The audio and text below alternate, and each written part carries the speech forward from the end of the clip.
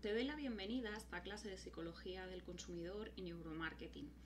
Una introducción en la que aprenderemos un poco para qué sirven estas disciplinas, en qué consisten y ciertas cuestiones relacionadas con el comportamiento de nuestro consumidor que nos interesa conocer de cara a mejorar nuestras estrategias. Lo primero, me voy a presentar brevemente. Mi nombre es Salima, yo soy psicóloga clínica.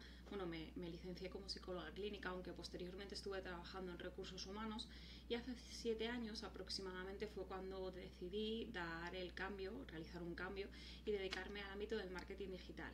Es aquí donde me he especializado en disciplinas como el neuromarketing, la psicología del consumidor, el copywriting y también a día de hoy en toda la experiencia de cliente. Y a lo que me dedico básicamente es a utilizar todas estas estrategias con mis propios clientes a la hora de gestionar contenidos para redes sociales, para la página web, etc.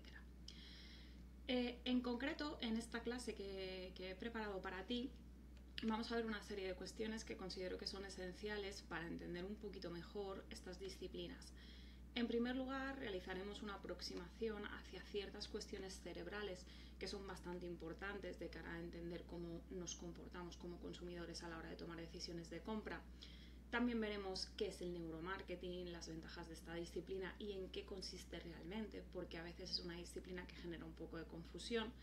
Abordaremos también algunos estudios de neuromarketing para ver cuáles son los resultados que nos está aportando este tipo de investigaciones y finalmente nos centraremos en una parte en la cual vamos a poner todo esto en práctica, tanto en la parte relativa a branding como redes sociales, diseño web, etcétera, etcétera. En cualquier caso, como te comentaba, hay una parte inicial que yo siempre explico en mis formaciones, en mis charlas, y es una parte relativa al funcionamiento cerebral, porque hay distintas cuestiones que son bastante importantes y que tenemos que tener en cuenta para luego aplicarlas. Entonces, yo siempre digo que hay 3 cosas que es muy importante que conozcamos, que es muy importante que sepamos en relación al funcionamiento de nuestro cerebro.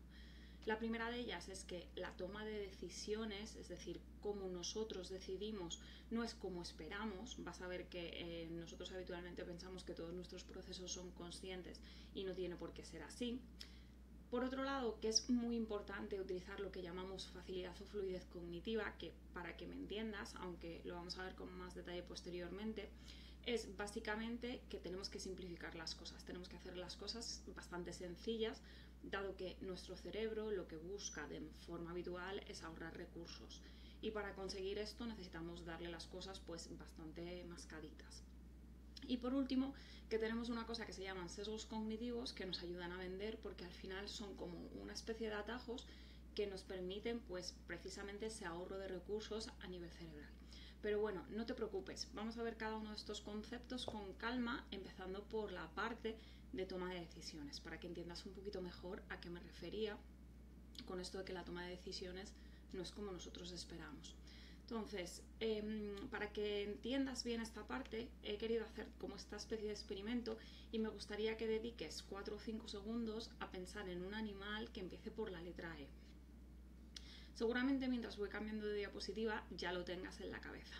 Y es muy probable, sobre todo si vives en España, que el animal que haya venido primero a tu cabeza al pensar en la letra E sea el elefante. ¿Pero por qué ocurre esto? Vale, aquí es muy normal porque cuando a nosotros nos enseñan el alfabeto y nos enseñan la letra E, nos la enseñan con el elefante. De forma que para nosotros es natural recurrir a esa información que nuestro cerebro ya tiene almacenada. Y en vez de ponerse a buscar otro animal distinto, recurre a lo que ya conoce, a esos esquemas previos, a esas representaciones previas, para así no tener que gastar más recursos. ¿Por qué ocurre todo esto? Hay distintas teorías, muchas de ellas forman parte de una disciplina que se conoce como economía del comportamiento, pero la más conocida es la que tienes en pantalla, que es la que vamos a explicar ahora, que es la teoría de los sistemas de Daniel Kahneman, un psicólogo israelí que falleció recientemente y que de hecho ganó el premio Nobel de Economía precisamente gracias a esta teoría. Entonces, Daniel Kahneman lo que vino a decir es que nosotros tenemos que tomar un gran número de decisiones al día. De hecho, por diversos estudios se sabe que son alrededor de 35.000, o sea que no son pocas ni muchísimo menos. Lo que pasa es que evidentemente no podemos gastar recursos en toda esta toma de decisiones, con lo cual lo que tenemos habitualmente son 2 sistemas distintos que nos permiten elegir. Por un lado tenemos lo que se conoce como sistema 1 o vía rápida, que es aquel que funciona de manera automática, de una forma más irracional, de una forma más irreflexiva. Y por otro lado tenemos otro que se conoce como sistema 2, que es justo lo contrario. Es un sistema mucho más tranquilo, mucho más consensuado, al cual, mejor dicho, dedicamos más pensamientos, etc. De manera que lo que vio Daniel Kahneman fue básicamente que nosotros durante la mayor parte del tiempo, alrededor del 90-95% de las veces, lo que hacemos es utilizar ese primer sistema más irracional y que funciona en automático. ¿Por qué? Porque así nuestro cerebro consigue ahorrar esos recursos que tanto le interesa tener almacenados por si acaso luego los necesita. Recordemos que, aunque nosotros hemos evolucionado mucho, la realidad es que nuestro cerebro sigue funcionando un poco en el sentido de supervivencia, con lo cual él busca ahorrar esos recursos por si acaso el día de mañana hay alguna amenaza y tiene que ponerlos en marcha para salir de ella. En cualquier caso, al final lo que nos dejó clara esta teoría es que esa toma de decisiones es muy distinta como nosotros pensábamos, porque siempre nos hemos dirigido a un usuario que realmente es consciente y que realmente entiende la información que le estamos dando. Pero la realidad es que no tiene por qué ser así y tenemos que empezar a hablar a ese 95% del usuario que no nos está prestando esa atención, por así decirlo, a propósito, o sea, esa parte más inconsciente.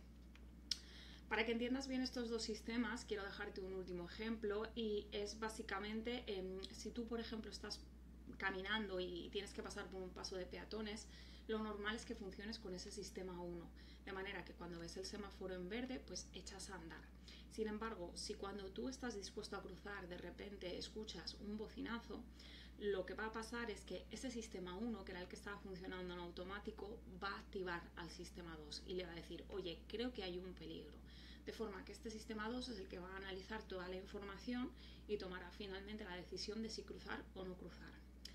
¿Qué te quiero decir con esto? Pues básicamente que el sistema 1 es el que funciona de manera habitual, salvo que en un momento dado nos enfrentemos a algún peligro, haya alguna información que no está completa, etcétera, etcétera. Que será cuando entre también en juego ese sistema 2. Para que entiendas un poco cómo afecta todo esto, sobre todo de cara a las marcas, te he querido traer un ejemplo. Este ejemplo en concreto es de una marca muy conocida de zumos que se llama Tropicana. Ellos lo que hicieron fue un estudio de mercado en el cual preguntaron a los usuarios si este cambio de packaging, es decir, el packaging antiguo era el de la izquierda, el packaging nuevo era el de la derecha, si les parecía bien, es decir, cuál de los dos les gustaba más. De manera que en el estudio de mercado la gente dijo que el packaging de la derecha, que era más simple, como más sencillito, les parecía más atractivo que el de la izquierda, que era como un poco más clásico. ¿Qué ocurrió? Pues que pese a los estudios de mercado y pese a haber analizado esa información preguntando a los sujetos, Tropicana realmente al final perdió 30 millones de euros, cerca de 30 millones de euros al cambiar ese packaging y elegir el que le había dicho el consumidor. ¿Por qué? Porque estaba hablando precisamente con esa parte más consciente, pero no habló con la parte inconsciente, que como hemos visto antes es la que lidera la mayor parte de nuestras decisiones. Con respecto al segundo proceso que te comentaba, que era la parte de fluidez o facilidad cognitiva, se le puede llamar de las dos formas. Para entenderlo también vamos a recurrir a un ejemplo. Si yo ahora mismo te preguntase cuál de las dos imágenes entiendes mejor, estoy segura de que me dirías que la de la izquierda. Y los motivos son claros. Al final la imagen de la izquierda tiene colores, tiene fotografías, tiene distinta jerarquía, por así decirlo, tiene unas tipografías más grandes que las otras, tiene mayúsculas, tiene minúsculas, tiene muchísima información que no tiene la de la derecha, que al final es una imagen con un texto plano en la cual no hay negritas, casi no hay espacios, etc. ¿Qué ocurre? Que la información de la derecha nos resulta mucho más complicada de leer frente a la de la izquierda y esto hace que nuestro cerebro se sature. Por eso prefiero elegir aquella información que es mucho más sencilla, que es mucho más amigable. De hecho, tienes aquí la imagen de la que se selecciona habitualmente, que es la de la izquierda. En cualquier caso, te voy a explicar que realmente esta facilidad cognitiva o esta fluidez cognitiva es una cualidad que hace que el sistema 1, o mejor dicho, que le dice al sistema 1 que todo va bien y que puede seguir funcionando con normalidad. Es decir, que no hace falta gastar más recursos para procesar esa información porque la entendemos a simple vista. Y esta facilidad cognitiva es muy útil a la hora de crear contenidos, a la hora de hacer diseños web, etcétera, etcétera, e incluso se puede activar de distintas formas, que son las que tienes en pantalla. Por un lado, las experiencias repetidas nos ayudan a activar esa facilidad cognitiva y de hecho tienen como consecuencia una familiaridad, es decir, cuanto más repetimos algo, más familiar le resulta a la persona y más cómodo se siente con ella. Yo siempre digo, por ejemplo, que cuando escuchamos una canción una primera vez, lo más normal es que no nos guste, pero con el paso del tiempo le vamos cogiendo el gustillo precisamente por esa repetición continua. Por otro lado, también podemos activar la facilidad cognitiva colocando elementos claros y elementos que sean fáciles de entender, que esto lo veníamos diciendo desde el inicio. Y esto además tiene como consecuencia que al usuario le parece más verídica esa información. Además, la parte de ideas primadas, como por ejemplo el famoso elefante del que hablábamos al inicio, también puede influir en esa facilidad cognitiva y lo que va a hacer es que parezca que esa idea es la buena. Es decir, tú cuando has pensado en el elefante, en caso de que hayas elegido ese animal, no te has parado a plantearte si hay otro, si será la respuesta buena, etcétera, etcétera. Porque al final esa idea primada, como es la primera que te viene a la mente, parece ser la correcta. Y por último, con otra cosa muy importante que es el buen humor. O sea, las cosas que activan el buen humor frente al dolor, al final también generan esa facilidad cognitiva y como consecuencia hacen que las cosas parezcan mucho más fáciles de realizar. De hecho, seguro que a ti te ha pasado esto alguna vez, si tú te levantas algún día de buen humor, las cosas resultan mucho más sencillas, estás mucho más motivado para hacer distintas cuestiones y en general para afrontar el día a día. Y la última cuestión que quiero comentarte son los famosos sesgos cognitivos, que no sé si habrás oído hablar alguna vez de ellos, pero se utilizan mucho en las distintas estrategias digitales. Básicamente, para que me entiendas, los sesgos cognitivos son esos atajos que utiliza nuestro cerebro para procesar la información más rápidamente. Lo que pasa es que en ocasiones dan lugar a errores que pueden ser errores de juicio, en la toma de decisiones, etcétera, etcétera. Que esa sería precisamente la parte que se conoce como sesgos y los atajos generales se les conoce como heurísticas. Por si acaso ves ambos términos, que te suene un poco la diferencia. En cualquier caso, lo que hacen los sesgos es activar ese sistema 1 o esa vía rápida de la que hablábamos antes cuando nombrábamos la teoría de Daniel Kahneman. Y sí que es verdad que, como te comentaba hace un poco, en la parte digital se utilizan mucho porque al final nos ayudan a mejorar la estrategia. Con lo cual, a partir de ahora, lo que vamos a hacer es ver precisamente 12 sesgos cognitivos que son, por así decirlo, los que más utilidad o a los que más utilidad les puedes sacar dentro del ámbito digital. Teniendo en cuenta de todas formas que, para que te hagas una idea, existen alrededor de unos 200 sesgos cognitivos, con lo cual, si quieres echarle un vistazo, te animo a que busques más información al respecto o incluso a que leas algún libro como uno que se llama Nuestra mente nos engaña y es de Elena Matute, que es como una introducción a los sesgos cognitivos, es muy entretenido y es muy fácil de leer. En cualquier caso, vamos a la parte que nos ocupa, vamos a hablar de estos 12 sesgos que te comentaba y veremos también algún ejemplo para que entiendas cómo aplicarlos. En primer lugar, tenemos los efectos de primacía y de recencia, que básicamente lo que nos dicen es que tenemos una tendencia a preferir y a recordar mejor aquella información que se sitúa al inicio o al final de algo. De forma que si yo, por ejemplo, estoy trabajando en una landing page, ya sé que esos 2 puntos son mis 2 puntos principales y son los que más voy a tener que trabajar en este sentido, pues precisamente para captar la atención y para que en la memoria del usuario quede aquella información que a mí me interesa, que habitualmente es que sé que esa persona tiene un problema y que mi servicio o mi producto se lo va a poder solucionar. En segundo lugar, tenemos otro sesgo muy utilizado por las empresas, que es la aversión a la pérdida. La aversión a la pérdida básicamente lo que nos dice es que preferimos evitar pérdidas antes que conseguir ciertas ganancias. Con lo cual, al final, si a mí me ponen delante algún estímulo, como por ejemplo una cuenta atrás y me dicen que si no compro este producto en una fecha determinada me voy a quedar sin él, eso muchas veces es suficiente como para activar la conducta de compra. Y de hecho, los ejemplos que tienes ahí y los que utilizan casi siempre las marcas son pues descuentos con una fecha límite, productos que solamente están disponibles durante un periodo determinado, etcétera, etcétera. Y el tercer sesgo que vamos a ver en este grupo es el principio de exclusividad, que lo que nos dice es que aquellas marcas, o mejor dicho, aquellas cosas que son exclusivas, también activan en nosotros un deseo mayor e incluso estamos dispuestos a pagar más por ellas. Esto probablemente te sonará porque es el principio con el que operan todas las marcas de lujo e incluso otras marcas que no lo son, como por ejemplo Apple. Apple en sus inicios se forjó con un principio de exclusividad muy claro, de forma que la gente que tenía productos de Apple era como más, entre comillas, privilegiada. No obstante, yo puedo aplicarlo también a día de hoy, pues creando, por ejemplo, unidades limitadas de un producto, etcétera, etcétera. Pasamos a los tres siguientes. Por un lado tenemos el efecto de autoridad, que también es muy utilizado muchas veces sin darnos cuenta, pero también es muy usado en la parte de marketing digital.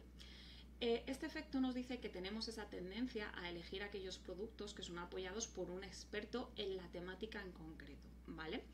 Esto te sonará seguramente, aparte de por los típicos anuncios de 9 de cada 10 dentistas lo recomiendan, vale, perfecto, pues si ellos recomiendan este dentífrico, que son especialistas en temas de odontología, ¿por qué no voy a confiar en él? Pero también te sonará a los famosos influencers, y es que al final los influencers o los referentes juegan un poco esta figura, siempre y cuando encajen evidentemente con la marca. Es decir, si yo tengo una marca de cosmética, una marca de belleza, lo normal es que me coja algún influencer de belleza para que apoye mis productos, y eso sí que va a funcionar. Pero si no tiene relación el influencer con la temática, este principio no va a operar de manera positiva. Por otro lado, tenemos el efecto de nominación, que nos dice que tenemos la tendencia a gastar más dinero cuando los precios están nombrados en pequeñas cantidades, es decir, cuando están nombrados en cuotas. No es lo mismo que yo entre a la página web de Apple, que lo nombrábamos antes, y que vea el coste que puede tener un ordenador o un teléfono móvil en total, a que lo vea dividido en cuotas. Para mi cerebro el dolor a experimentar es muchísimo menor, con lo cual es más proclive a tomar esa decisión de voy a comprar el producto, y de ahí que los elijamos. Y por último de este grupo tenemos el efecto de reciprocidad, que es el principio que opera habitualmente en redes sociales y el que nos puede ayudar a crecer en este tipo de plataformas, que es lo que nosotros conocemos como si tú me das, yo te doy.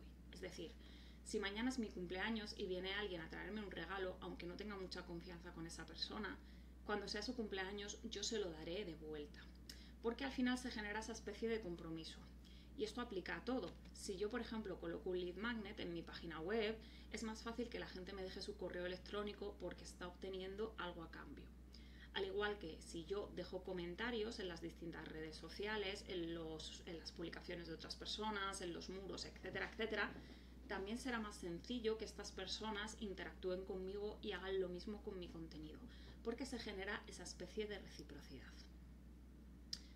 Continuamos con los siguientes, son por un lado bandwagon y prueba social. El bandwagon también se conoce como efecto de arrastre, y aunque es distinta de la prueba social, la he querido agrupar porque ambos tienen que ver con la opinión de otros. Es decir, la parte de bandwagon o de efecto de arrastre es lo que conocemos como subirse al carro, como las modas, y muchas veces se aplica, pues, por ejemplo, te voy a poner el ejemplo del caso de Netflix, cuando te ponen la franja en la cual te dicen cuáles son las series que están viendo en tu ciudad, las series más vistas, lo que están intentando provocar es esa especie de arrastre. Dentro de un e-commerce pueden ser los productos más vendidos, etc. Y por otro lado, la parte de prueba social son los famosos testimonios, es decir, al final lo que piensan los demás puede condicionar en cierto modo nuestra decisión de compra. De manera que si yo utilizo los testimonios de una forma coherente, será mucho más sencillo propiciar ese comportamiento de que el usuario compre el producto o el servicio que tengo para él. Eso sí, con respecto a los testimonios siempre hago una apreciación, y es que por un lado, cuanto más reales parezcan, mejor. Esto significa que si en vez de escribir yo los propios testimonios en la página web, puedo sacarlos de Google Maps o puedo incluso subir vídeos, va a resultar mucho mejor, van a funcionar mucho mejor. Y por otro lado, tienen que ser transformacionales, es decir, tienen que explicar cómo el usuario ha llegado de un punto A a un punto B y que evidentemente ha sido gracias a tu producto o a tu servicio. El siguiente que tenemos es el efecto de simpatía. Aunque pueda parecer realmente una tontería, la realidad es que compramos aquellos productos o aquellos servicios de aquellas marcas que nos caen mejor. Con lo cual tenemos que trabajar un poco toda esa parte de simpatía y de empatía. Y la mejor forma de hacerlo es creando un contenido que humanice, es decir, mostrando quién está detrás, quién forma parte del equipo, cosas de nuestro día a día, etcétera, etcétera. También está el sesgo de anclaje, que al final lo que dice es que solemos tomar decisiones en base a la información que tenemos más reciente disponible. Te voy a poner uno de los ejemplos más clásicos. Si yo voy a poner algún precio con descuento porque son las rebajas, lo normal es que ponga el precio anterior para que la gente pueda establecer la comparación y ver si el descuento le encaja, si no le encaja, si le parece muy barato o le parece muy caro. Pasamos a los siguientes, ya los últimos. Tenemos por un lado el descuento hiperbólico, que nos dice que preferimos aquellas recompensas que son inmediatas frente a otras más a largo plazo. Pues, por ejemplo, si yo te digo, ¿prefieres 50 euros ahora o 100 dentro de 2 meses? Lo más seguro es que me digas que prefieres los 50 euros que tienes ahora. Y esto se vincula también un poco con esa inmediatez que tanto nos gusta y que a día de hoy está tan presente. ¿Cómo puedo aplicar yo esto? Bueno, tenemos un ejemplo muy claro que es el de Amazon con la compra por un clic, que de hecho ya hay otros e-commerce que lo están implementando. Creo que recientemente, no sé si lo ha implementado Shein o alguno parecido. De forma que lo que hago por un lado es minimizar las posibles fricciones en el proceso de compra, porque con un clic ya se gestiona todo esto, y por otro lado genero esa inmediatez. Incluso en el caso de Amazon, que tienes los productos al día siguiente en casa, más aún provoco esa parte de descuento hiperbólico. En nuestro caso, pues podemos, si yo por ejemplo vendo alguna formación, lo que puedo dar es, en vez de que tengan que esperar una fecha para empezarla, dar un acceso inmediato a ese contenido para provocar también ese efecto de recompensa en el cerebro del usuario. Por otro lado, tenemos un sesgo que a mí me gusta mucho, que es el efecto Forer o el efecto Barnum, que dice que tenemos esa tendencia a sentirnos identificados con ciertos rasgos que asociamos a nuestra personalidad, aunque estos sean generales o que sean un poco imprecisos. Esto probablemente te sonará algo con lo que nos manejamos en nuestro día a día, y es el horóscopo, porque de hecho el efecto Forer se descubrió precisamente con el horóscopo. Lo que se hizo fue una investigación en la cual se le dijo a las personas que iban a hacer un test de personalidad, pero realmente lo que se pusieron fue fragmentos del horóscopo, y aún así la gente dijo que se sentía muy identificada, con lo cual se comprobó que nosotros tenemos esta tendencia. Ahora, con respecto a cómo aplicarlo, te voy a decir una de las cosas que hago yo. Cuando, por ejemplo, estoy diseñando los textos de una página web, lo que hago es crear una franja en la cual busco que la persona se sienta identificada y utilizo un poco esos rasgos generales, que evidentemente están sacados de mi buyer persona, mis mapas de empatía, etc. Es decir, del estudio de mi consumidor. Con estos rasgos generales lo que hago es crear esa franja que habitualmente se llama "este producto es para ti" o cosas similares, de forma que cuando mi buyer persona lo lee se va a sentir directamente identificado y va a ser mucho más sencillo que entienda que ese producto o ese servicio está pensado para él. Y por último tenemos la parte de difusión de la responsabilidad, que nos dice que cuando hay otras personas delante, o cuando tenemos la sensación de que hay otras personas delante, solemos diluir nuestra responsabilidad y solemos hacer que sea otra persona la que tome la decisión. Esto yo habitualmente lo explico porque en la parte de textos tiene mucha importancia, dado que si yo escribo los textos en plural, que es como lo hacemos la mayor parte de las veces, estoy provocando un poco este fenómeno de difusión de la responsabilidad, porque la persona tiene esa sensación de que aunque no esté acompañado, le estoy hablando a más personas. Mientras que si yo a la hora de crear mis textos me dirijo directamente a alguien, es mucho más sencillo que esa persona se sienta interpelada y que por tanto lleve a cabo la acción que yo haya definido previamente en mi publicación, pues por ejemplo que se la guarde, que la comparta o cosas similares. Como has visto, los sesgos son bastante útiles y veremos más adelante pues cómo podemos aplicar algunos de ellos en la estrategia digital. De todas formas, te he querido también traer algunos ejemplos, en este caso son ejemplos reales extraídos de redes sociales, y lo curioso es que no están pensados a propósito para utilizar los sesgos cognitivos, pero como son procesos de nuestro día a día, vas a ver cómo también suceden. Tenemos por un lado para la parte de primacía este reel que dice cómo gané 3.200 euros en 45 segundos. Esa es la información que más se va a memorizar y que más va a llamar la atención al usuario y que probablemente va a conseguir precisamente esas visitas que nos interesa conseguir. En el ejemplo de la derecha, sin embargo, lo que tienes es una leyenda que dice últimas horas para apuntarte gratis a la masterclass. Es decir, en este caso se trata de una aversión a la pérdida, porque si no te apuntas ahora ya no vas a tener opción y te vas a quedar sin esa masterclass gratuita. Con lo cual se genera un poco ese sentimiento de urgencia, esa necesidad de apuntarse. Los siguientes que tenemos, el de la izquierda, si te fijas, pone edición especial del kit del copywriter freelance. Es decir, esta edición es única, solamente vas a poder aprovecharla ahora, con lo cual ya nos enfocaríamos en una exclusividad. Y además, abajo pone acceso inmediato más 3 mentorías de negocio. Ese acceso inmediato actúa también como un descuento hiperbólico, porque te estoy diciendo que la recompensa la vas a tener en cuanto compres el producto o en este caso el servicio. Y a la derecha tenemos un ejemplo claro de testimonio, pero reconvertido en un caso de éxito.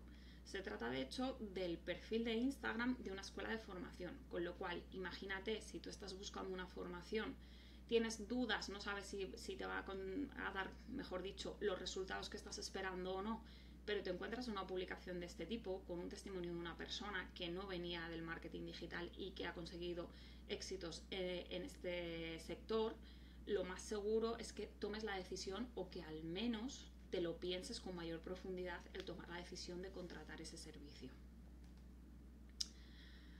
Los siguientes que te traigo son, por un lado, la parte de autoridad. En este caso se trata de un evento y te lo he traído para que veas que la autoridad no siempre tiene que aplicarse diciendo directamente soy especialista en o esta persona es experta en.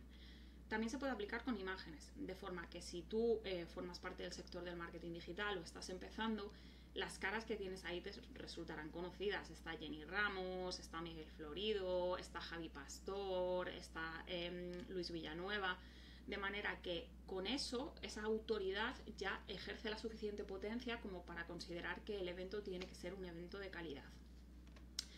A la derecha, sin embargo, lo que tenemos es un efecto Forer. De hecho, es algo con lo que se siente identificada mucha gente. Tía, no cuentes nada, porfa, y tú habiendo dado 3 conferencias y un podcast sobre el tema. Quizás no porque te pase a ti, pero sí porque conoces a alguien que le pasan este tipo de cosas. Y esto es algo con lo que Netflix siempre ha jugado muy bien en sus redes sociales. Toda esta parte del efecto Forer, toda esta parte de la identificación. Porque al final, al utilizar este tipo de sesgos, lo que consiguen es humanizar la marca y también que la gente se identifique mucho socialmente con lo que están contando. Y ya los últimos que te traigo son, por un lado, el efecto señuelo, que no lo habíamos comentado hasta ahora, pero te lo voy a comentar un poco porque se utiliza mucho para el tema de los precios. Consiste básicamente en introducir un producto que actúa precisamente como señuelo para que la gente elija el que nosotros queremos. En el caso de las palomitas que tienes, el que queremos que elijan es el de la derecha, ¿vale? El de la derecha del todo, que es el grande y que cuesta $7. ¿Qué ocurre? Que si yo pongo solamente el pequeño y el grande, la comparación va a hacer que mucha gente se vaya al pequeño porque es más económico. Sin embargo, si yo meto un señuelo, que es el producto de en medio, que al final es un tamaño mediano, pero que a nivel de precio no se diferencia tanto con el tamaño grande, la gente va a realizar la comparación con el que está ubicado en el medio, no con el que está ubicado en la esquina. De forma que al final el que sale ganando es el grande porque cuesta $7, pero en comparación con el mediano es mucha más cantidad. Así es como actúan un poco los señuelos y cómo se utilizan a la hora de colocar los precios. Y por último, a la derecha tienes una versión a la pérdida aplicada en una página web, en concreto en la de Booking, que de hecho no sé si te habrás dado cuenta alguna vez, pero cada vez que entras en la página web de Booking siempre te sueles encontrar con que solamente queda una habitación disponible o cosas similares. Entendiendo esta parte relativa a los sesgos cognitivos, tenemos que adentrarnos, o mejor dicho, tenemos que entender qué es entonces el neuromarketing o cómo nos puede ayudar el neuromarketing como disciplina. Los sesgos cognitivos realmente corresponden o a la parte de psicología del consumidor o a la parte de economía del comportamiento, que ya te he citado un poco antes cuando hablábamos de Daniel Kahneman. Pero el neuromarketing realmente es una disciplina distinta y de lo que se encarga es de medir. Es decir, el neuromarketing como tal no nos da estrategias, sino que se encarga de medir lo que ocurre a nivel de marketing. De manera que yo puedo coger una campaña, como veíamos antes, pues para un cambio de packaging y medir para ver si está funcionando mejor uno u otro antes de lanzarlo. Para ello se utilizan técnicas como las que tienes ahí, el eye tracking, la resonancia magnética, el electroencefalograma, la medición de la respuesta galvánica, que es la sudoración de la piel, la tasa cardíaca, etcétera, etcétera. Técnicas psicofisiológicas que son las que nos van a decir esa parte inconsciente, qué es lo que está ocurriendo, es decir, qué es lo que le está pasando realmente al usuario. Porque ya hemos visto antes que el usuario me puede decir una cosa, pero a nivel cerebral puede estar ocurriendo otra. Y el neuromarketing realmente a lo que me ayuda es a medir esa parte del cerebro. Para que veas un poco las diferencias entre el neuromarketing y el marketing tradicional, pues son básicamente que el marketing intenta que la gente compre un producto, compre un servicio siempre en base a sus necesidades, y que el neuromarketing de lo que se encarga es de medir esto para ver si funciona, si no funciona o hay alguna otra estrategia que pueda resultar de mayor utilidad.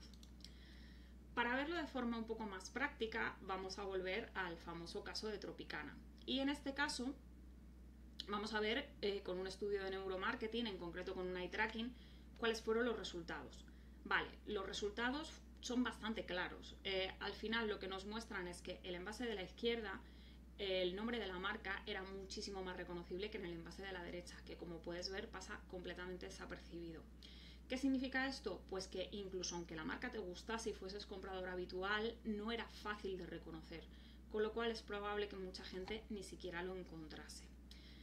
Esto significa, por otro lado, que a la hora de hacer cualquier cambio de packaging tenemos que tener mucho cuidado con cómo colocamos los elementos. Y, por ejemplo, colocar el nombre en horizontal nos garantiza un mayor éxito porque al final nosotros a la hora de escanear la información, por lo menos en Occidente, utilizamos un patrón de F o un patrón de E. De manera que situar la información en este lateral es algo mucho más efectivo que pasar la información al lado derecho, porque de primeras, como puedes observar en la imagen, ni lo observamos. De todas formas, te he traído aquí también para que veas un poco cómo sería el inicio del eye tracking y para que veas que ya desde un primer momento, aunque en el packaging de la derecha se ve solamente, o mejor dicho, se señala solamente la parte del 100% de naranja, precisamente por la zona en la que está ubicada, en la parte de la izquierda sí que se veía el nombre de la marca, es decir, era algo reconocible desde un primer momento. Vale, pero ¿cómo llevamos a cabo todo esto? La aplicación de los estudios de neuromarketing es muy sencilla. Como puedes ver ahí, básicamente se basa en la preparación del estudio, es decir, plantear los objetivos, hipótesis, etcétera, y elegir la muestra, la cual evidentemente tiene que ser representativa. Por otro lado, plantear la investigación con las técnicas que se van a utilizar y las tareas que tiene que realizar la persona. También si se va a hacer en el laboratorio, se va a hacer directamente, por ejemplo, en una superficie comercial. Por otro lado, toda la parte de toma de datos y análisis de resultados y finalmente establecer unas conclusiones. Es decir, al final es una disciplina que engloba muchas cosas, pero que engloba un estudio como tal. No obstante, te he traído algunos ejemplos de estudios con sus resultados porque aunque nosotros a nivel de neuromarketing, por así decirlo, nos cueste realizar esos estudios, es decir, no cualquier empresa tiene fondos como para coger y alquilar un eye tracking, una máquina de resonancia magnética, ni muchísimo menos. Sí que es verdad que la información de otros estudios que ya se han realizado sí que nos puede ayudar de cara a implementarla en nuestras propias estrategias. Así que vamos a ver 3 para que te hagas una idea. Por un lado, tenemos un estudio centrado en conocer cuál es el método de pago que genera más confianza a nivel online. Siempre hemos sabido, o mejor dicho, desde hace unos años hemos sabido que pagar en efectivo provoca más dolor a nivel cerebral que hacerlo con una tarjeta de crédito. Con lo cual, si yo propicio las compras con tarjeta de crédito, es más fácil que se produzcan e incluso que gastemos más dinero. Pero en el ámbito online hay más métodos de pago y de hecho este estudio corroboró algo que ya se intuía y era que PayPal es el método de pago que más confianza generaba en los usuarios. Por distintos motivos, porque al final no había que meter los datos bancarios, es solamente una dirección de correo electrónico. Encima, si tienes algún problema, PayPal te defiende, etcétera, etcétera. Con lo cual, si yo el día de mañana voy a montar un e-commerce, sería muy interesante que tenga en cuenta otros métodos de pago más allá de la tarjeta, como por ejemplo PayPal. El segundo estudio del que quiero hablarte es un estudio centrado en conocer si el audio o el vídeo funcionan mejor, es decir, cuál de los dos es más efectivo de cara a una estrategia. En este caso pasó un poco lo mismo que en Tropicana. Se preguntó primero a los usuarios si les gustaba más el contenido en audio, si les gustaba más el contenido en vídeo, y los usuarios dijeron que en vídeo. Que de hecho es una de las creencias generales que existen, que el contenido en vídeo funciona mejor. Se midió la tasa cardíaca y se midió la temperatura de los participantes, y lo que se hizo fue poner escenas de una serie que tenía bastante contenido emocional, que era Juego de Tronos, y otra que ahora mismo no recuerdo cuál es, pero más o menos en la misma línea, y eran en concreto escenas muy cargadas, escenas en las que pasaban muchas cosas. Y como puedes ver en la pantalla, lo que se comprobó es que aunque la gente decía que prefería el vídeo, realmente a nivel interno, a nivel fisiológico, funcionaba mejor el audio. Lo que significa que una estrategia con podcast puede ser más efectiva que una estrategia en vídeo como tal. Y el último que te traigo es más visual. En este caso lo que se hizo fue probar distintos tipos de creatividades, algunas con imagen, otras sin imagen de producto, para ver cuáles eran realmente los elementos que mejor funcionaban. Y era también con un eye tracking. Los resultados son estos, y puedes ver que aquellos productos, o mejor dicho, aquellas creatividades, que tenían la imagen de la bebida convertían en un 25% más. Y de hecho, si te fijas, la imagen acaparaba un 100% la atención, mientras que el claim era un 50%, el texto un 32% y el logotipo un 17%. Lo que significa que las imágenes son muy importantes, y de hecho, por ejemplo, las publicaciones en redes sociales que no tienen imagen funcionan peor que las que sí la tienen. Ojo, siempre y cuando la imagen que yo estoy planteando tenga algún tipo de significado, tenga algún tipo de valor para el usuario, ya que si no, el cerebro la omitirá. Si no significa nada, la omitirá. Vale, para finalizar con la parte relativa a neuromarketing, quiero decirte que, aunque es una disciplina muy interesante, yo soy una firme defensora suya, y de hecho has visto que los estudios nos pueden aportar muchísima información, también deja ciertas cosas de lado, como por ejemplo, en primer lugar, el precio de las técnicas. Como hemos dicho, hacer uso de una técnica psicofisiológica no es tan sencillo como parece. Lo más barato es un eye tracking, y aún así tener un buen eye tracking pues también tiene su coste. No obstante, es cierto que a día de hoy existen agencias de neuromarketing que pueden ayudarnos a obtener esta información mediante la realización de estudios. Por otro lado, también esta disciplina se olvida de toda la parte psicológica y de los famosos sesgos cognitivos, que es algo que nos interesa dentro de nuestra estrategia porque, como hemos visto y como vamos a ver ahora, nos puede ayudar bastante a la hora de mejorar los resultados. Y por último, los profesionales tienen que estar formados a la hora de utilizar este tipo de técnicas, porque la interpretación de datos no es sencilla, al igual que, por ejemplo, colocar un electroencefalograma tampoco es sencillo. Lleva mucho tiempo, tienes que saber cómo hacerlo, etcétera, etcétera. Al menos si lo que quieres obtener es información precisa. En cualquier caso, todo esto lo que nos viene a decir es que si nosotros queremos desarrollar una buena estrategia, no podemos utilizar una única disciplina, sino que nos tenemos que guiar por varias. Yo te he dejado aquí la combinación que suelo utilizar y que ahora vamos a ver un poco en la parte práctica, si bien no vamos a ahondar en ella, pero sí para que la tengas en cuenta, que por un lado es toda la parte de psicología del consumidor, con esos sesgos cognitivos de los cuales hablábamos. Por otro lado, toda esa información que hemos recogido de los estudios de neuromarketing, también la parte de storytelling, por supuesto el posicionamiento SEO y el copywriting, que si no lo conoces es escritura persuasiva. Y básicamente se trata de conseguir que mediante mis textos el interlocutor, la persona a la que me dirijo, pues lleve a cabo una acción que yo he establecido previamente.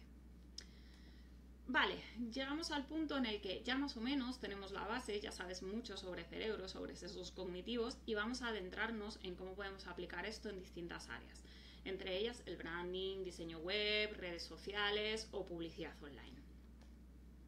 Vamos a empezar con el branding. Tenemos por un lado todo lo que ya sabemos sobre comportamiento humano y cosas que ya hemos visto, y por otro lado lo que podemos hacer, cómo podríamos aplicar todo esto. En primer lugar, con respecto a lo que ya sabemos que lo que funciona son aquellas marcas que tienen un valor diferencial bien definido y que además tienen personalidad.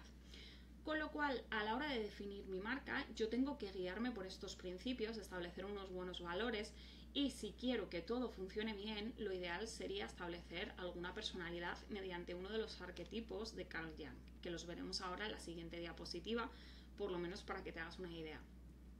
Estos arquetipos son rasgos de personalidad que se considera que funcionan a nivel universal y que pueden ayudarme a definir un poco la marca. De forma que si yo, por ejemplo, tengo un arquetipo sabio, pues ya sé que es una marca que está un poco enfocada en generar contenido de valor en los usuarios, en dar conocimiento al mundo, etcétera, etcétera. Y también me sirve para establecer un poco el estilo de comunicación. Y por otro lado, para la parte del valor diferencial, lo que tengo que hacer es realizar un DAFO. Tanto si soy marca personal como si soy empresa, es indispensable que haga un DAFO y que analice todas mis fortalezas, pero también aquellos puntos de debilidad, porque estos puntos de debilidad son los que voy a tener que mejorar de cara a que la estrategia funcione mejor el día de mañana. Por otro lado, tenemos el hecho de que tenemos que elegir colores que sean acordes precisamente con esa personalidad y esos valores que hemos definido previamente, para lo cual tenemos disciplinas como la psicología del color. La psicología del color básicamente lo que nos dice es cuál es el significado de cada uno de los colores. Por ejemplo, el azul se asocia con mayor profesionalidad, el rojo está más asociado con energía, etcétera, etcétera. Pero también tenemos que generar un branding que active esa fluidez o esa facilidad cognitiva, para lo cual es necesario, aparte de la psicología del color, utilizar la psicología de la tipografía, que nos dice lo mismo, pues que cada tipo de tipografía, cuáles son las sensaciones que despierta en el usuario, si son más complejas, cuesta más procesarlas, si son más sencillas, se leen más rápidamente. Y también es importante crear un logotipo que sea sencillo.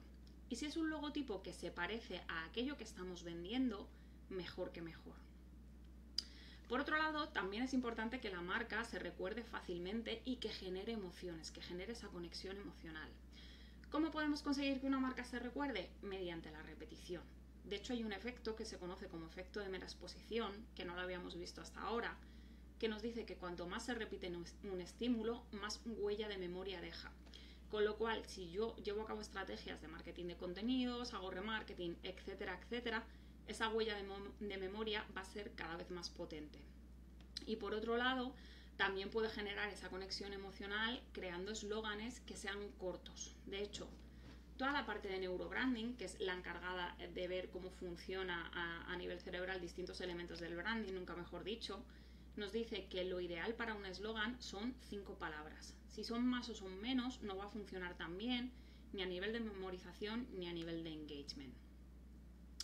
Y por último, la parte de interacción, que esto sí que lo hemos visto, o sea, la interacción con los usuarios es primordial porque al final me va a ayudar a mejorar ese branding y a generar esa reciprocidad que hemos dicho que era tan necesaria. Vamos a ver brevemente para que veas un poquito cómo funciona la parte de los arquetipos. Los arquetipos se definen en base a los 4 pilares que tienes en el centro, de manera pues que si mi intención, por ejemplo, es conectar con otros y mi valor principal es la intimidad, pues sería el amante, el arquetipo del amante, ¿vale? Y así con todos. Tengo que ir viendo un poco, pues si por ejemplo tengo un espíritu descubridor, pero quiero proporcionar seguridad, soy el arquetipo del inocente. No obstante, si quieres hacerlo y quieres ver un poco cuál es el arquetipo que mejor te encaja, si pones en Google test de arquetipos, te van a salir una serie de preguntas, las contestas y esto te va a dar información y te va a enfocar un poco. Oye, pues tu arquetipo es este, tu arquetipo es este otro. Vale, seguimos con la parte de diseño web. Una de las cosas que ya hemos visto es que la información que más se recuerda es la que se sitúa al inicio o al final de algo. Esto significa que son mis 2 puntos primordiales a nivel de diseño web y yo lo que hago, por ejemplo, es colocar una fórmula de copywriting pass tanto al inicio como al final porque es la información con la que sé que se va a quedar mi usuario. La fórmula de copy pass, por si acaso no la conoces, te diré que contiene 3 elementos que son problema, agitación y solución. De manera que yo le tengo que decir a mi consumidor, oye, sé que tienes este problema y fíjate, este problema te está generando este malestar, pero no te preocupes que la solución te la puedo dar yo. Si yo repito esto al inicio y al final, no solamente estoy haciendo que se quede con ese mensaje en la memoria, sino que además estoy corroborando la información dada desde un inicio. Por eso me manejo habitualmente con este tipo de fórmulas a la hora de crear landing page. Por otro lado, también es importante demostrar coherencia. Al final la coherencia es muy importante a nivel cerebral porque genera un compromiso genuino con la persona. ¿Y cómo puedo generar yo esa coherencia? Pues evidentemente creando un diseño web que sea acorde con mi marca. O sea, si yo ya he establecido los pilares de mi marca a nivel de branding y tengo toda la parte de identidad visual, y no solamente la de identidad visual, sino también la de identidad verbal, es decir, cómo se comunica la marca, qué palabras dice, qué palabras no dice, etcétera, etcétera. Todo esto me va a ayudar precisamente a generar una mayor coherencia. También es importante saber que hay algunos colores que llaman más la atención que otros, con lo cual si yo utilizo estos colores para los botones de llamada a la acción, que son los botones primordiales en mi página web, lo que puedo conseguir es que el porcentaje de CTR, es decir, la gente que hace clic, sea mayor. Y por último, no debemos olvidar que la facilidad cognitiva es esencial para los usuarios a nivel de diseño web. Por eso es muy importante que nos dejemos guiar por la usabilidad, es decir, tenemos que crear diseños que sean sencillos, que sean fáciles de entender, que el usuario pueda interactuar cómodamente con ellos. Te he dejado en esta diapositiva un resumen de los colores que más conversión generan según diversos estudios. Por un lado el rojo, que es el que se suele asociar con toda la parte de ofertas, el azul, que como hemos visto antes generaba confianza, el amarillo porque llama la atención, al igual que ocurre un poco con el naranja porque son colores asociados al peligro, el verde que aporta tranquilidad y que es ideal de hecho para aquellas marcas vinculadas con temas ecológicos, y el púrpura que transmite lujo y poder, con lo cual es un color también bastante potente. Seguimos viendo cosillas a nivel de diseño web. Importante, muy importante también, hablar al usuario a nivel de beneficios o resultados que va a conseguir. Nosotros compramos las cosas en base al placer que nos proporcionan, o en base a los resultados que nos van a dar. Con lo cual yo tengo que intentar aplicar esto. Y nosotros lo hacemos, por ejemplo, combinando estructuras de copywriting, como lo que hemos visto antes de la fórmula PAS, con la parte de neuromarketing, o mejor dicho, con los sesgos cognitivos. O sea, yo lo que hago es coger algunos de esos sesgos que hemos visto previamente y los voy combinando en mis estructuras de copywriting para provocar esos procesos y también para facilitar la toma de decisiones del consumidor. Además, también es importante focalizarse en las llamadas a la acción, es decir, si yo quiero que el usuario haga algo, le tengo que explicar qué es lo que va a ocurrir cuando pinche en un botón. No puedo poner un botón que sea simplemente haz clic aquí, sino que le tengo que decir, oye, si haces clic aquí va a pasar esto. Si no me entra por diseño en el botón, lo tendré que contextualizar con la información que tengo previa. Pues, por ejemplo, he preparado una guía de sesgos cognitivos para ti para que puedas empezar a aplicarlos en tu estrategia en redes sociales. Y luego pongo el botón de descargar la guía, pero ya previamente le he explicado qué es lo que se va a encontrar cuando pinche. Por otro lado, es importante también el patrón F. Recuerda que hablábamos antes de él y decíamos que nosotros en Occidente escaneamos la información en patrón E o en patrón F, de forma que yo tengo que situar la información en ese lateral principalmente y tengo que dejar el otro lateral más libre, con alguna otra información o con alguna otra imagen, ojo, imagen de valor, ya que recuerda que, como hemos dicho antes, si no son imágenes de valor, el cerebro las omitirá. Y también es importante incluir el storytelling en nuestra estrategia en general y, por supuesto, a nivel de diseño web. Yo para esto utilizo otra fórmula de copywriting que se llama Pastor a la hora de diseñar la mayor parte de las landing page. Esta fórmula de copywriting es una ampliación, por así decirlo, de la que hemos visto antes. Es decir, los 3 puntos iniciales son los mismos: problema, agitación y solución. Lo que pasa es que luego planteo unos testimonios, que sería la T, que los puedo incorporar en formato de storytelling para que sean más eficientes. Planteo una oferta, que puedo hacerlo, por ejemplo, con un efecto señuelo como el que hemos visto antes, y al final planteo una respuesta, que es una llamada a la acción principal. Tienes aquí un ejemplo para que veas un poco lo que hemos estado mencionando hasta ahora. Sería una plantilla general de una landing page que evidentemente tienes que adaptar a tu caso en particular, pero bueno, que te puede servir un poco de referencia. Por un lado tenemos un primer titular que maneja curiosidad y beneficio, que son 2 elementos que nos ayudan bastante a captar la atención. Tenemos también una fórmula PAS, en la cual yo hablo de problema, agitación y la solución, que evidentemente es mi producto o mi servicio. Un CTA que debería ser claro e indicar al usuario qué es lo que va a pasar, pues por ejemplo, ponte en contacto conmigo. Y por supuesto alguna fotografía, que puede ser una fotografía humana o alguna fotografía con contenido de valor. En segundo lugar, tenemos un bloque de toda la parte de identificación social. Básicamente, yo lo que hago en esto será lo que te comentaba antes, plantear o bien los puntos de dolor o bien los rasgos generales de mis distintos buyer persona para que se sientan identificados. En tercer lugar, tendríamos una franja que se maneja para la autoridad y también podemos aprovechar para el posicionamiento SEO. De hecho, te he puesto especialidad más keyword porque muchas veces lo que hacemos con estas franjas es precisamente eso, aprovechar para el posicionamiento y colocar evidentemente alguna imagen que humanice también un poco la marca. La siguiente franja hablaría de beneficios del producto o del servicio, que hemos dicho que es algo muy importante para captar la atención del usuario.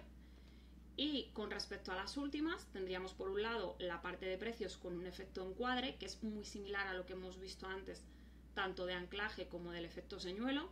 De hecho, si te fijas en este caso, la opción que se quiere que elija el usuario es la del centro. Por eso tiene la información planteada de una determinada manera, pone que es la opción preferida, etcétera, etcétera. Y otra franja que incluye toda la parte de testimonios con ese efecto de arrastre, porque al final yo estoy leyendo la opinión de gente que ha contratado ese producto o ese servicio y le ha funcionado bien, con lo cual es más sencillo que yo me quiera sumar a esa tendencia. Y ya por último, lo que te comentaba, un bloque final para activar toda la parte de sesgo de recencia, pues sería un bloque muy parecido al que hemos puesto en un inicio, con una fórmula PAS, con un CTA apropiado, etcétera, etcétera. Te he traído unos consejos adicionales para e-commerce para que te hagas también más o menos una idea de cómo nos podemos manejar con fichas de producto. Por un lado, tener en cuenta que nosotros vamos a comprar algo en base a resultados que nos ofrece, sobre todo relacionado con nuestros puntos de dolor, es decir, plantéate siempre la estructura de problema-solución, de forma que yo las fichas de producto no las tengo que trabajar en función de características, sino en función de los beneficios para mi buyer persona en concreto. ¿Podría hablar también de las características? Sí, por supuesto, pero no va a ser lo primordial. Perdón. Luego, también es importante saber que realizar pagos, como ya hemos dicho previamente, nos provoca dolor cerebral, con lo cual yo tengo que intentar limitar ese dolor. ¿Y cómo lo puedo hacer? Pues incluyendo PayPal, incluyendo el pago por cuotas o toda esta serie de factores que hemos dicho que nos ayudan a disminuir ese dolor que se genera en nuestro cerebro. También es importante saber que tenemos la tendencia a buscar aquella información que corrobora que nuestra decisión es correcta, por lo que es muy interesante incorporar lo que nosotros llamamos argumentos de tranquilización, que son básicamente aquellos argumentos que te dicen, oye, esta es una buena decisión, estás haciendo bien en comprar este producto o este servicio, etcétera, etcétera. Importante también saber que no nos gustan los precios redondos ni nos gustan ciertas palabras como pagar o como cuesta, así que muchas veces es mejor hablar de inversiones y por supuesto utilizar esos precios acabados en 5, acabados en 9, que no sea un precio redondo como tal, que es lo que conocemos como precios psicológicos. Te he traído también un ejemplo de una ficha de producto para que veas un poco pues, cómo se pueden manejar en base a esos beneficios en vez de hablar tanto de las características como tal del mismo. Pues reduce la apariencia de celulitis, activa el mecanismo quema grasas, etcétera, etcétera. Es decir, las soluciones que quiere una persona que está preocupada porque tiene celulitis. Pasamos a la parte de redes sociales y en este punto también hay algunas cosillas interesantes, como por ejemplo el hecho de que nuestra atención es limitada hace que tengamos que intentar captar la atención del usuario muy rápidamente. Me imagino que esto ya te lo habrán comentado más de una vez. Entonces, nuestra atención, o mejor dicho, hay un sistema que guía nuestra atención, que se conoce como sistema de activación reticular, que hace que nos focalicemos en una tarea en concreto para no saturar el cerebro. Pues yo, por ejemplo, ahora estoy pendiente de esta grabación y no estoy pendiente de la luz, ni estoy pendiente de si hace más frío, hace más calor o si hay algún ruido externo, porque si no me desconcentraría. De manera que ese sistema de activación reticular tiene que activarse, nunca mejor dicho, para que yo preste atención a algo. Y eso es lo que nosotros tenemos que conseguir mediante nuestras publicaciones. Y una de las mejores formas de hacerlo son los famosos títulos gancho. Me imagino que ya te habrán hablado de esto, pero bueno, yo te quiero dejar uno de los que mejor me funciona a mí, que es el de beneficios curiosidad, que ya lo hemos visto antes. Que son esa especie de títulos clickbait, que no se les puede llamar clickbait como tal, porque al final sí que le estoy aportando al usuario contenido de valor, pero sí que generan esa curiosidad como para que quiera seguir leyendo. También es importante saber, sobre todo a nivel de redes sociales, que preferimos el contenido en el cual aparecen otras personas frente al contenido en el que no lo hacen. Y de esto me imagino que te habrás dado cuenta más de una vez. Cuando tú publicas algo en redes sociales, es mucho más sencillo que interactúen con tu contenido si en el contenido sales tú, frente a aquel contenido en el cual evidentemente no apareces. Esto significa que es muy importante incluir imágenes del equipo, tratar de humanizar a través de stories, etcétera, etcétera, etcétera. Importante también, nos gusta sentirnos parte de un grupo y relacionarnos con otras personas, con lo cual tengo que interactuar de manera diaria y, ojo, de forma natural con otras cuentas, no solo por la parte de ley de reciprocidad, como veíamos al inicio, sino también para intentar fomentar un poco esa comunidad que me interesa tener en redes sociales. Y por último, tener en cuenta que todos los efectos psicológicos, como los sesgos cognitivos que hemos visto, también aplican. Con lo cual yo puedo coger una publicación en redes sociales y coger alguno de los sesgos que hemos visto e incluirlo. O sea, yo puedo, por ejemplo, crear una publicación, ofrecer una guía gratuita y decir que solamente va a estar disponible durante una semana, que luego pasará a ser algo de pago, con lo que estoy generando esa aversión a la pérdida. Hay otros consejos adicionales que los voy a pasar muy rápido porque me imagino que te habrán comentado, como el hecho de que cuando yo trabajo redes sociales, pues tengo que desarrollar un objetivo general por cada red social, pero también uno por cada publicación que vaya a hacer, que es muy importante que me focalice en mi audiencia y que la estudie bien mediante buyer persona, mapas de empatía, etc. Y por último, que tengo que crear un calendario de contenidos que sea coherente, porque al final lo que mejor funciona a nivel de redes sociales es la constancia, precisamente porque aporta esa coherencia a nivel cerebral a las personas que me siguen. Vale, ya para acabar vamos a hablar también un poco de la parte de publicidad online, que si bien es aplicable mucho de lo que hemos visto hasta ahora, hay otras cosas que tenemos que tener en cuenta específicamente para esta área. En primer lugar, focalizamos la atención, o focalizamos mejor dicho más la atención en aquello que nos produce dolor o que nos produce malestar, que es lo que conocemos muchas veces como FOMO. De forma que yo puedo utilizar esos puntos de dolor con cuidado para hablar con la persona y siempre ofreciéndole una solución. Recuerda lo que decíamos antes de problema-solución, problema-solución. También que a la hora de vender es muy importante que nos sintamos identificados. O sea, no es lo mismo cuando yo interactúo con un contenido en el cual no me están queriendo vender nada a cuando me están queriendo vender algo. Si se están focalizando en esto, es muy importante que yo me identifique con el problema que están planteando para que la solución que me están dando me pueda resultar efectiva. ¿Para esto qué es útil? Pues ya lo hemos visto antes, el famoso efecto Forer, ese que decíamos que nos ayudaba a identificarnos a nivel social, puede ayudarnos precisamente también a conseguir que esa persona se identifique con el problema que yo le estoy planteando.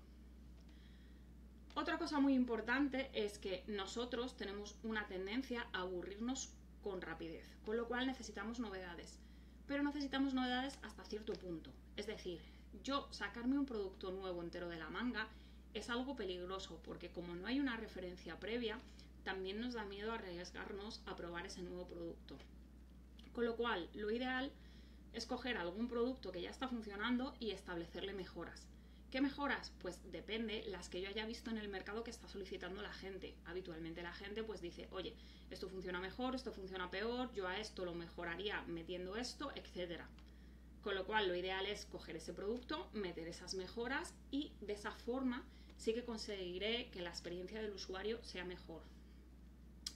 Y por último, no es solo que tengamos esa tendencia a prestar más atención a las caras de otras personas, sino que también copiamos comportamientos. Esto se produce porque hay unas neuronas en nuestro cerebro que se llaman neuronas espejo y que se encargan precisamente de imitar. Es decir, cuando es una persona que bosteza y bostezas tú, es porque estas neuronas se activan y copian ese comportamiento. En cualquier caso, esto es interesante en la medida de que si yo voy a hacer una publicidad, por ejemplo, de una cadena de hamburgueserías, en vez de colocar la fotografía de la hamburguesa, simplemente lo que puedo hacer es poner a una persona comiendo esa hamburguesa. De manera que si se activan las neuronas espejo, a la persona que está viendo el anuncio le entrarán ganas de repetir ese comportamiento.